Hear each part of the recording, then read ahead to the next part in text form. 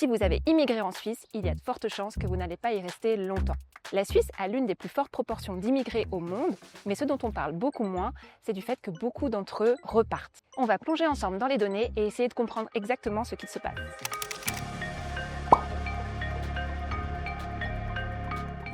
Ce graphique montre que plus de 90 000 étrangers quittent le pays chaque année. Aujourd'hui, pour 100 personnes qui arrivent, environ 50 à 60 repartent. Ce ratio, on l'appelle taux de migration de retour et la Suisse a l'un des plus élevés d'Europe. Regardez cet exemple.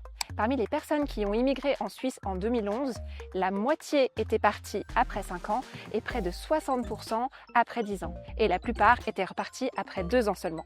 Alors pourquoi ? Il y a plusieurs raisons pour l'expliquer.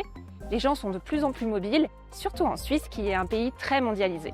Le travail et la famille sont les 2 principales raisons d'immigrer, mais ce sont aussi les principales raisons de repartir. Par exemple, si le contrat prend fin, si on se sépare, ou tout simplement si on veut élever ses enfants dans sa culture d'origine. Pour certaines personnes, la Suisse est vue seulement comme une étape. Mais pour d'autres qui voudraient rester, cela n'est pas toujours possible. Ça peut arriver par exemple en cas de chômage prolongé, car les titres de séjour sont précaires les premières années et dépendent souvent de l'emploi.